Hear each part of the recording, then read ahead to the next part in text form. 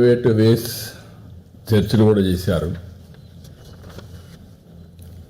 Presentations కూడా extraordinary presentations and futuristic 6 groups కూడా చూశాను.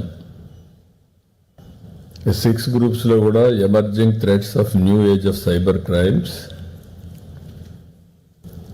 Women and children safety, drone threats, critical infrastructure, internal security, road safety, urban mobility, human resource reform, training, future skill architecture, technology modernization, digital police architecture.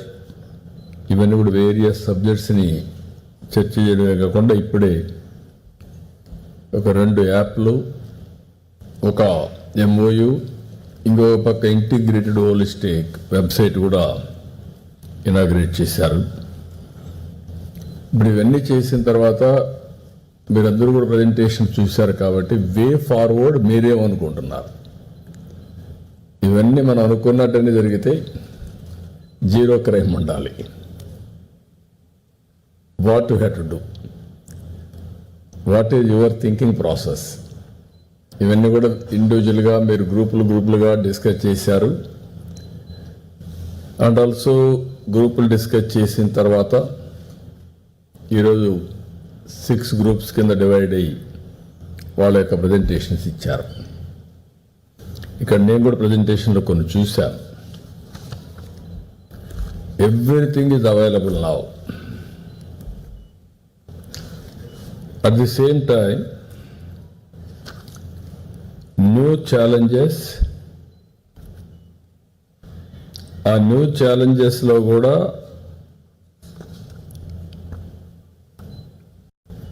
Lead centric organisation కానీ overall ఇది రావాల్సిన అవసరం లేదు. ఒక దగ్గర చూస్తే లీడర్షిప్ 3వ ప్లేస్లో పెట్టారు మీరు. టెక్నాలజీ ఉంది, గ్లోబల్ నాలెడ్జ్ ఉంది, హిస్టారికల్ క్రైమ్ ఉంది, టుడే క్రైమ్ ఉంది, ప్రిడిక్టివ్ క్రైమ్ మీరు అనలైజ్ చేయగలుగుతారు.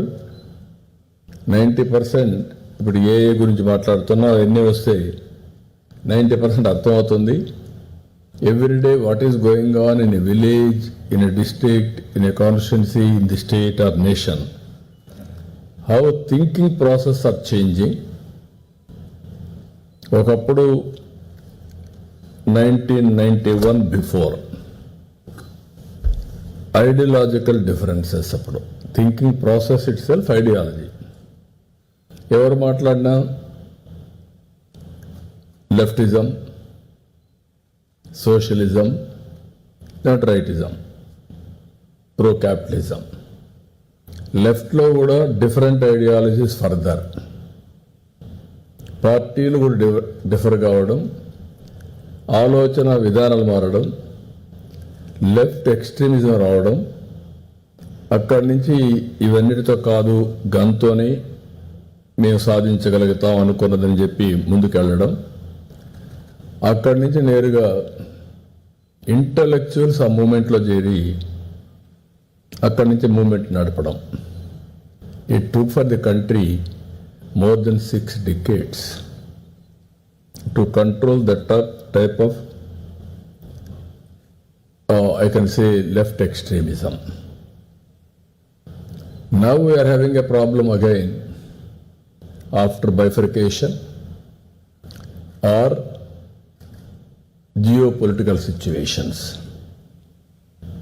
That is where always India is moving forward. Geopolitical situations, how to contain India, that will be there. That is where extremism is playing its own role. Internally, if you see, I have seen so much of crime. 95 when I became Chief Minister, my first challenge, one is Naxalites, one is communal violence, faction violence, rowdyism. Rowdyism ఇవన్నీ కూడా చూసిన తర్వాత హైదరాబాద్కు only ఒకే road, Bengaluru నేరుగా కర్నూలు పోయే road, ఒకటి విజయవాడకు వచ్చే రోడ్డు, రెండు కూడా ఓల్డ్ సిటీ నుంచే వెళ్ళాలి. Once old city disturbed, total traffic will be bandh. 6 months communal violence. అక్కడనే హైకోర్టు కూడా సమ్ టైమ్స్ ఫంక్షన్ అయ్యేది కాదు. అక్కడనే బస్ స్టాండ్ కూడా ఆపరేట్ అయ్యేది కాదు. ఇలాంటి ప్రాబ్లమ్స్ అక్కడ ఫేస్ చేశాం. రాయలసీమలో మీరందరూ గుర్తుపెట్టుకోవాల్సింది పెద్ద ఎత్తున ఫ్యాక్షనిజం. సినిమాలు తీయడం మొదలుపెట్టారు. రాయలసీమ భాషని, అక్కడుండే పరిస్థితుల్ని, వాళ్ళ యొక్క పట్టుదలని ఇవన్నీ కూడా తీసి సినిమాల్లో బాగా డబ్బులు కూడా సంపాదించిన రోజులు ఉన్నాయి. అక్కడి నుంచి ఏ విధంగా చేయాలని ఆలోచించాం. మెర్సిలెస్ కొట్టాం. సేమ్ పోలీస్ మీరే చేశారు ఆ రోజు. అట్ వన్ స్టేజ్ నక్సలైట్స్ విషయంలో కూడా మీరు గుర్తుపెట్టుకోవాల్సింది, న్యూ ఛాలెంజెస్ వచ్చినప్పుడు డిఫరెంట్ ఛాలెంజెస్కి అనుకూలంగా పోలీసు కూడా ఎమర్జ్ చేసుకుంటా వచ్చాం.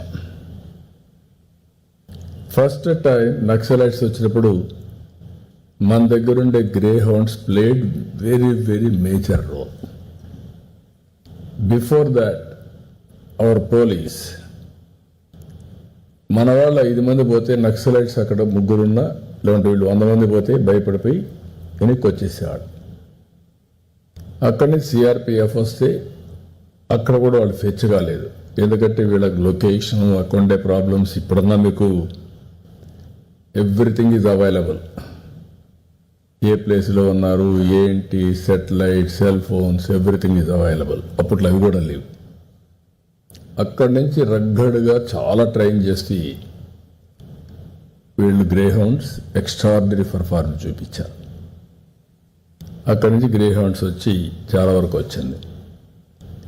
ఇప్పుడు 1991 తర్వాత ఎకనామిక్ రిఫార్మ్స్ వచ్చాయి. వెల్త్ క్రియేషన్ జరిగింది. ఆలోచన విధానాలు మారాయి. మెటీరియలిస్టిక్ హ్యాపీనెస్ వచ్చింది. ఐడియాలజీ పోయింది. Values are drifted. ఇవన్నీ వచ్చిన తర్వాత పొలిటికల్ ఐడియాలజీలో ఇలాంటి సమస్యలు రావడం. ఒకప్పుడు print media only limited extent. తెల్లవారితో ఒకప్పుడు పేపర్ కూడా లేదు. ఇక్కడ ఉండేది Andhrapatrika, that was the original paper.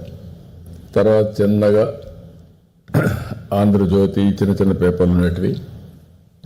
Then Eenadu, they started in Visakhapatnam first edition. అక్కడి నుంచి స్టార్ట్ అయ్యింది. నా యాక్సిడెంట్ అయినప్పుడు కూడా 2003లో కూడా టీవీ లేవు. ఓన్లీ జెమిని టీవీ రికార్డెడ్ ఆ ఎపిసోడ్ని. That were the days. Afterwards electronic media, internet revolution వచ్చినప్పుడు స్టార్ట్ అయింది. అక్కడి నుంచి electronic media real time project చేయడం మొదలుపెట్టింది. ఇప్పుడు సోషల్ మీడియా. ఈ హేట్రెడ్ క్యాంపెయిన్ కానీ, ప్లానింగ్ కానీ, లేకపోతే స్మూత్ ఆపరేషన్స్ కానీ, everything either drugs or ganjai or hated campaigns or abuse, women abuse or character assassination, everything ఈ జరిగే పరిస్థితికి వచ్చింది. నౌ డెమోగ్రఫిక్, ఇప్పుడు మనం కూడా అది కూడా గుర్తుపెట్టుకోవాల్సిన అవసరం ఉంది. డిఫరెంట్ ఏజ్ గ్రూప్స్ డిఫరెంట్గా ఆలోచించే పరిస్థితి ఉంటారు. సర్టన్ ఏజ్ గ్రూప్ ఒక ఆలోచన చేసినప్పుడు సర్టన్ ఏజ్ గ్రూప్లో ఇంకొక ఆలోచన వస్తూ ఉంటుంది. ఈ ఆలోచన వచ్చినప్పుడు ఈ విధంగా మనం ముందుకు పోతాం అనేది కూడా మనందరం కూడా ఆలోచించాల్సిన అవసరం ఉంది.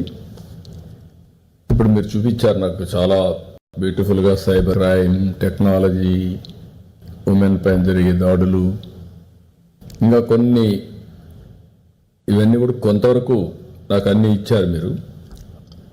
కానీ ఒక విషయంలో మాత్రం ఎంతవరకు మనం క్రైమ్ చేసిన తర్వాత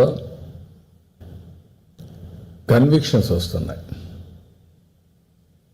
దట్ ఈజ్ ఆల్సో, ఎందుకంటే everybody is thinking I can escape. Once people can escape, then crime చేయడం కూడా అలవాటు అయిపోతుంది, habituated. This type of problems వస్తున్నాయి. ఇక్కడ మనకు ఇది ఏ విధంగా మనం చేయగలుగుతాం? ఇప్పుడు మనకు రిసోర్సెస్ ఉన్నాయి, కానీ are we using our resources at most effectively? ఇప్పుడు ఒక ఎగ్జాంపుల్, ఉమెన్ సేఫ్టీ గురించి మాట్లాడాం. 13 పాస్కో కోర్టులు ఉన్నాయి, ఒక 50 స్పెషల్ కోర్ట్స్ ఉన్నాయి. Some of them are not functioning, it is defunct. ఇలాంటివి వచ్చినప్పుడు can we reorganize, restructure all existing resources? It may be courts, it may be police force, it may be hybrid models. ఇప్పుడు మనకు ఈ eco system, ఇక్కడ మీరు చూపించినప్పుడు drones గురించి మాట్లాడారు, అదే సమయంలో సీసీటీవీ కెమెరాలు మాట్లాడారు, ఇంకొక పక్క సెటిలైట్ డేటా మాట్లాడారు, even robotics, police dogs, forensic evidence collect చేయడం, ఈవెన్ నౌ వేరబుల్స్ కూడా చాలా వరకు వేరియస్ ఆపర్చునిటీస్ మనకున్నాయి. ఇవన్నీ ఎంతవరకు మనం స్టాండ్ అలోన్ కాదు, మళ్ళీ ఇవన్నీ ఇంటిగ్రేట్ చేయాలి. ఇంటిగ్రేట్ చేస్తే మీకు హైబ్రిడ్ మోడల్లో ఇప్పుడే కొన్ని ప్రజెంటేషన్లు చూసినప్పుడు మీరు ఒక మాట చెప్పారు, invisible police, visible policing. What is the hybrid model we can practice? ఎట్లా మనం పోగలుగుతాం? ఉండే పోలీసుని మోడర్నైజ్ చేస్తాం. కొన్ని ప్లేసెస్లో ఒకప్పుడు మనుషులు రోబోటిక్స్ లేవు కాబట్టి మనుషులు పంపించేవాళ్ళం, దానికి బాగా రగ్గడ్ ట్రైనింగ్ ఇచ్చేవాళ్ళం. ఇప్పుడు రోబోటిక్స్ కూడా మీరు ఉపయోగించవచ్చు. You can use drone. అలాంటి సింధూర్ ఆపరేషన్ ఇది నథింగ్ బట్ డ్రోన్. అలాంటి అవకాశాలు కూడా బోల్డెన్ అవకాశాలు ఉన్నాయి ఇప్పుడు. ఇవన్నీ ఏ విధంగా చేసి మనందరం ఎట్లా ముందుకు పోగలుగుతాం? హెచ్ఆర్ ప్లానింగ్ కూడా చెప్పారు. ఎంతమంది ఇక్కడ ఉండే వాళ్ళల్లో మనం ఇంకొక బ్యూటిఫుల్ ప్రజెంటేషన్ ఇచ్చాను, చూశాను. ప్లానింగ్లో కూడా ఎట్లా హ్యూమన్ రిసోర్సెస్ ప్లానింగ్ చేయాలి, ట్రైనింగ్ ఎట్లా కంపల్సరీ చేయాలి, రైట్ మ్యాన్ రైట్ ప్లేస్లో ఎట్లా పెట్టాలి, అదే సమయంలో మనం పెడుతున్నామా? అదే సమయంలో ఇక్కడ లీడర్ అన్నప్పుడు 3వ ప్లేస్ పెట్టారు లీడర్. నేను ఈ మధ్య చాలా మాట్లాడుతున్నాను, we are in inspiring time. Why inspiring time అంటే technology is available, global knowledge is available. You name anything, global knowledge is available. అదే సమయం రెండు మ్యాచ్ చేసి అవుట్కమ్స్ ప్రొడ్యూస్ చేసే నాయకులు కావాలి. Still India is good. ఎందుకు నేను ఏ మాట అంటున్నానంటే Indian leadership is the best leadership globally as on today. But ఇండియాలో ఆ లీడర్షిప్ మనం చూస్తే ఆల్ టెక్నాలజీ కంపెనీస్ సిఇఓలు, సిటిఓలు, ప్రెసిడెంట్లు are Indians. AI means India, quantum means Indians. Even రీసెంట్గా మనం స్టార్టప్ కూడా సెటిలైట్ మనం వచ్చే విక్రమ్. సో ఇవన్నీ వచ్చినప్పుడు మీరు లీడర్స్ని ఎట్లా ప్రొజెక్ట్ చేయాలి, ఏ విధంగా మనం దేన్ని ముందుకు తీసుకుపోగలుగుతాం, రైట్ మ్యాన్ని రైట్ పొజిషన్లో పెట్టడమే కాకుండా అకౌంటబిలిటీ కూడా ఎట్లా ఫిక్స్ చేయగలుగుతాం. ఇప్పుడు మీరు చెప్పినప్పుడు 40% ట్రైనింగ్ అవర్స్ ఉండాలని, 40+. అదే మాదిరిగా హయ్యర్ ట్రస్ట్ మెయింటైన్ చేయాలని, 100% రెడీనెస్ రికార్డ్స్ అన్ని ఎస్టాబ్లిష్ చేయాలని, పాజిటివ్ పబ్లిక్ పర్సెప్షన్. పోలీసులు ప్రజల్లో పాజిటివ్గా ఉండాలి, అదే సమయంలో రౌడీలకి భయం ఉండాలి. యాంటీ సోషల్ ఎలిమెంట్స్ని మనం డీల్ చేయడంలో ఫర్మ్గా చేసి ఈ రెండు కానీ చేయగలిగితే, బ్యాలెన్స్ చేయగలిగితే చాలా వరకు ఫలితాలు వచ్చే పరిస్థితి వచ్చింది. ఇప్పుడిప్పుడు మనం కొంచెం మూవ్ అయ్యాం, కొన్ని రిజల్ట్స్ వచ్చాయి. బట్ అల్టిమేట్గా ఇక్కడ మీరు చూసినప్పుడు టెక్నాలజీ వల్ల ఏం లాభం వస్తుంది అన్నప్పుడు విక్టిమ్స్ జర్నీ కింద చాలా బ్యూటిఫుల్గా వేశారు. ఏ విధంగా వెహికల్స్ కానీ సీసీటీవీ కెమెరాలు ఇవన్నీ ఉపయోగిస్తే ఈవెన్ థెఫ్ట్ కేసెస్ కానీ అన్నీ కూడా ఎంత బాగా డిటెక్ట్ చేయగలుగుతారు. 2-3 నిన్న కూడా డెమాన్స్ట్రేట్ చేసి చూపించారు. తిరుపతిలో ఒక సెంటిమెంట్, వెంకటేశ్వర స్వామి దేవాలయానికి పోయే దారిలో ఆంజనేయ స్వామి దేవాలయం దగ్గర ఒక చిన్న విగ్రహాన్ని దొంగిలించారు. ఈ మే బి మెంటలీ సిక్, కానీ అది పట్టుకోకపోతే ఇట్ విల్ బి సెంటిమెంటల్.